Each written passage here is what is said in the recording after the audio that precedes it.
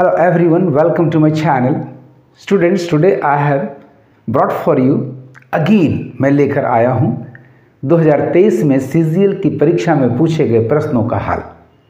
यदि आपको सिलेक्शन पाना है तो आप इस वीडियो को टिल द एंड वॉच करें। आइए टॉपिक शुरू करने के पहले इस वीडियो को लाइक कर लें, मेरे चैनल को सब्सक्राइब कर लें, साथ साथ बेल आइकन को प्रेस कर लें ताकि आपको लेटेस्ट नोटिफिकेशंस मिलते रहें। क्वेश्चन नंबर 1 आपका है antonym of the underlined word. एक सेंटेंस दिया गया जिसमें एक वर्ड को अंडरलाइन किया गया और उसका एंटोनिम ऑप्शंस में से सिलेक्ट करना है। The sentence is the new principle of the school is a stern yet he understands the needs of his subordinates. The underlined word stern का अर्थ होता है of a very serious attitude, grave, dignified, as per the post, as per the authority that he has. आइए options को select करें कि इसका antonym कौन होगा। तो नंबर ए आपका लेनियंट है। लेनियंट का मतलब of a person in authority, very mild but not getting away from the discipline और from the rules and regulations. यानी ये बिल्कुल सही आंसर आपका है, इसे आप मार्क कर लें। नॉक्सियस मीन्स होता है poisonous, harmful, hurtful. This is not matching as the antonym, so this is eliminated. Flippant का मतलब होता है playful, not very serious, not thinking of the post that the person bears. Hence this is also not the correct option, eliminated. Dissolute का मतलब होता है of a person not fixed at his point or at the way, in the way that he is expected for. यानी ये भी सही match नहीं है, so this is eliminated. The right answer is thus number A, lenient. Number 2, fill in the blank. एक sentence में blank space दिया गया है, 4 ऑप्शंस दिए गए हैं, उन्हीं में से एक सही ऑप्शन को आपको सिलेक्ट करना है। Vishal is going to read the story dash loud. ये एक एडजेक्टिव है, यदि इसमें ly लगा होता तो बिल्कुल सही आंसर हो जाता, हेंस एलिमिनेटेड। अलाउड, अ से शुरू होने वाला एडजेक्टिव उसी रूप में एडवर्ब का काम करता है, उसे ly की जरूरत नहीं होती है, hence this is the right option, आप इसे मार्क कर लो।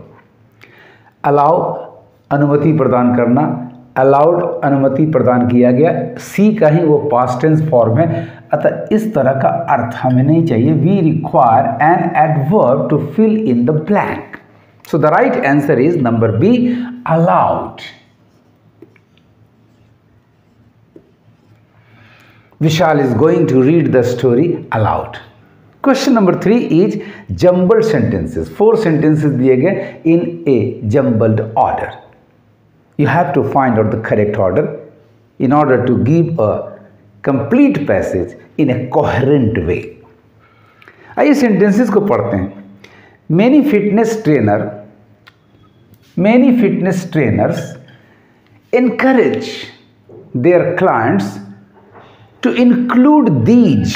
देखिए आपको ये दीज रोक दे रहा है नंबर ए को फर्स्ट सेंटेंस होने से, ये रेफर कर रहा है किसी को, वो इसके पहले होगा, आगे पढ़ना बेकार है।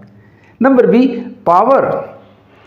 Power foods can be included in your everyday diet. अब ये अचानक पावर फूड की चर्चा कहाँ से हुई, यानी इसके पहले भी एक सेंटेंस होना चाहिए। Number C, the secret of getting the most out of, फिर पावर फूड्स आ गया, यानी हमारा फर्स्ट सेंटेंस अभी तक प्राप्त नहीं हुआ है, तो बच गया number D, power foods are high in nutrients such as fibre, potassium and minerals. This is the first sentence students, and first sentence आपका डी हुआ। डी से आप ऑप्शन देखें तो ए, ऑप्शन नंबर ए का फर्स्ट ए है, अतः एलिमिनेटेड। हमें डी चाहिए, यहाँ डी है, इसे हमें रिटेन करना है। यहाँ बी है, अतः इसे एलिमिनेट कर दें। यहाँ भी डी है, अतः इसे रिटेन करना, यानी हमें सेकंड सेंटेंस पकड़ना होगा, ए है या बी है। सो आप डी को फिर से पढ़ो। Power foods are high in nutrients such as fibre, potassium and minerals. And सीधे ए पर देखिए दीज आया था नंबर ए में, Many fitness trainers encourage their clients to include these foods, power foods. These foods यानी ये आपका second sentence हो गया। राइट आंसर आपका बी क्लियर हो गया। डी को आप एलिमिनेट कर लो। डी के बाद ए के बाद देखिए बी में उसका रेफरेंस आया था, power foods can be included in your everyday diet, ये थर्ड सेंटेंस हो गया। And C is this the fourth sentence. The secret of getting the most out of power foods is of course knowing how to cook them properly. Thus the right order is number B, D, A, B, C. Question number 4, synonym of the underlined word. एक sentence दिया गया है जिसमें एक word को underline किया गया है और आपको उसका सिनोनिम दिए गए 4 ऑप्शंस में से सेलेक्ट करना है। Narcotic drug addiction is in भोग, प्रचलन में है these days. Now the word vogue has been underlined. We have to find out its correct synonym out of the 4 given options. Number A, obscurity. Obscurity का मतलब होता है dimness, vagueness. यहाँ word VO है, VA नहीं है, अतः number A is not the synonym, hence eliminated. Standard means of a recognised, in a recognised form, जिसे हम कहते हैं मानक, जिसे एक्सेप्ट किया गया है। So this is not the correct synonym, hence eliminated. Fashion, yes, vogue, fashion, that is what is in, what is going on this days, या what was going on those days, fashion, प्रचलन। So वोग का बिल्कुल correct synonym हो गया fashion. इन वोग means प्रचलन में, in fashion is the synonym. Demand, जिसकी मांग होती है, no, this is not the correct synonym of the word vogue. The right answer is this number C. Question number 5, substitution और no substitution. एक sentence दिया गया और उसमें इन वर्ड्स को अंडरलाइन किया गया है। यदि वो करेक्ट है तो आंसर होगा नो सब्स्टिट्यूशन इज रिक्वायर्ड। यदि करेक्ट नहीं है तो फिर बचे 3 ऑप्शंस में से हमें रिप्लेसमेंट सेलेक्ट करना है। Edward the two is tragic than. आप गौर से देखो, ट्रेजिक के बाद दैन कंजंक्शन लाया गया है, some other plays by the dramatist. इसका मतलब ये कंपैरेटिव है, than is use in the comparative degree, जबकि ट्रेजिक एडजेक्टिव आपका पॉजिटिव डिग्री है, इसके साथ एज का प्रयोग होना चाहिए। सो हमें एरर फाइंड आउट हुआ, हमने इसमें एरर तलाश किया, इसका मतलब सब्स्टिट्यूशन की जरूरत है। तो सबसे पहले no substitution, option number B को एलिमिनेट कर लें। हमें देखना है या तो मोर ट्रेजिक होना चाहिए, या तो लेस ट्रेजिक होना चाहिए, या एज ट्रेजिक एज होना चाहिए, कुछ इस तरह का फॉर्म आना चाहिए। आइए एग्जामिन करते हैं। Option number A, less tragic than, एक करेक्ट ऑप्शन मिला। Option number C, the most tragic, superlative नहीं है क्योंकि उसके लिए फिर ऑफ ऑल इस तरह का सेंस होना चाहिए, यानी आपका सी एलिमिनेटेड हो गया। As at least, sorry, as least tragic, least superlative, उसके साथ एज मॉडिफायर और एज कंजंक्शन का प्रयोग नहीं होता है, अतः डी भी आपका एलिमिनेटेड हो गया। The right answer is 10 number A, less tragic than. Edward the two is less tragic than some other plays by the dramatist.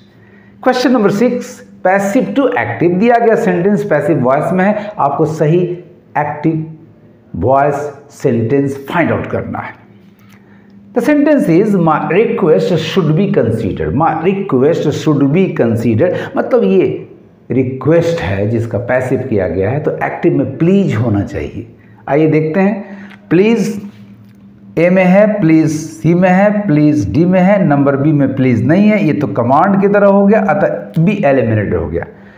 Please do consider mine, एक तो यहाँ स्ट्रेस दिया गया, जबकि दिए गए पैसिव सेंटेंस में कहीं स्ट्रेस नहीं, और दूसरा माइन जेनेटिव केस के बाद नाउन का प्रयोग नहीं होता, यानी ये भी सही नहीं है, eliminated. Number C, please have consider के जगह कंसिडरेशन होना चाहिए था, उसके बाद में ऑन होना चाहिए था। Please have consideration on my request, ऐसा नहीं है, hence this is also eliminated. The right answer is this D, please consider my request. So passive my request should be considered का एक्टिव हुआ, please consider my request. Question number 7, fill in the blank. A good leader should be ready to dash criticism. Criticism आलोचना, आलोचना का सामना किया जाता है। अब यहाँ कौन सा ऑप्शन सही है, इसे सिलेक्ट करना है। नंबर ए सेटल, ये हम डिस्प्यूट नहीं है कि जिसे हम सेटल करेंगे, जिसे निपटारा, जिसका निपटारा करेंगे, यानी आपका नंबर ए एलिमिनेटेड हो गया। कैरी, ये ढोने की चीज़ नहीं है, एक जगह से दूसरे जगह ले जाने की चीज़ नहीं है, so this is also eliminated. Face, yes, उसका सामना करना, ये नहीं कि उसके डर से भाग जाना। बिल्कुल सही आंसर आपका है number C, face. So right answer is number C, face. Meet, ये भी सही ऑप्शन नहीं है, क्योंकि उससे मुलाकात हम करने की चीज़ वो है नहीं। So a good leader should be ready to face criticism, आलोचना का सामना करने के लिए उसे तैयार रहना चाहिए।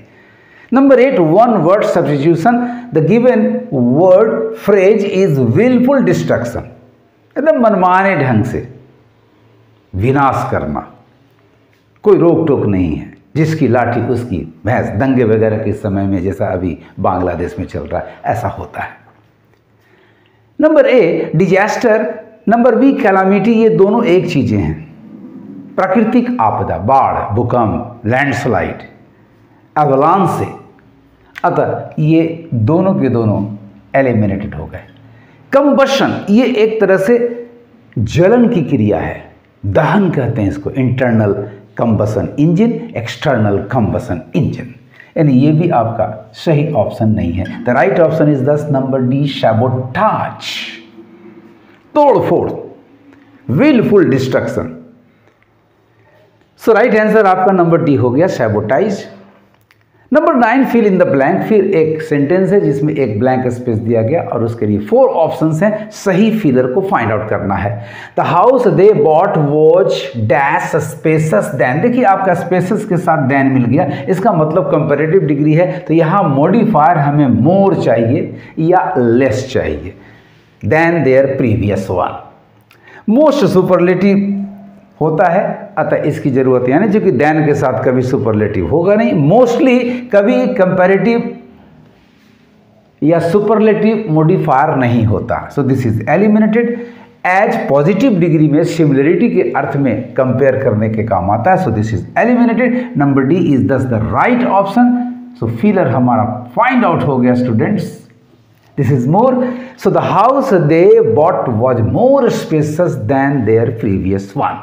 Question number 10, one word substitution, एक सेंटेंस या मेनी वर्ड्स आपको दिया गया है और उसका वन वर्ड सब्स्टिट्यूशन, एक शब्दीय विकल्प फाइंड आउट करना है। A person who admires himself और herself too much, specially his और हर अपीयरेंस, अपने लुक की तारीफ खूब करता हो, कह सकते हैं one who loves one self, ऐसे पर्सन को नार्सिसिस्ट कहा जाता है। आइए ऑप्शंस को देखते हैं। नंबर ए ईगोइस्ट, जो अपने बारे में बहुत बढ़ चढ़ कर बात करता, अहंकारी, घमंडी, this is not the correct option. Number B dictator, वह जो एक निरंकुश शासक हो, ऑटोक्रेटिक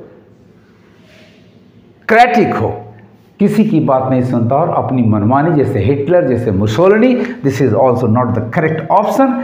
सेल्फिश, स्वार्थी, जो सिर्फ अपने बारे में सोचता हो, सेल्फ सेंटर्ड हो, this is also not the correct option. Number D narcissist, yes, one who loves, one who admires one self too much, this is the right option. So a person who admires himself और herself too much, specially his और her appearance, is called a narcissist. इस तरह से आप बड़ी आसानी से एक एक सवाल को ध्यान से पढ़ें, ग्रामर का अच्छी जानकारी रखें, वर्ड पावर को स्ट्रॉन्गर एंड स्ट्रॉन्गर बनाकर रखें, आपको सिलेक्शन पाने में कोई नहीं रोक सकता। आपको मेरा ये वीडियो कैसा लगा कमेंट करेंगे और ज़्यादा से ज़्यादा शेयर करेंगे। Thank you for watching my video.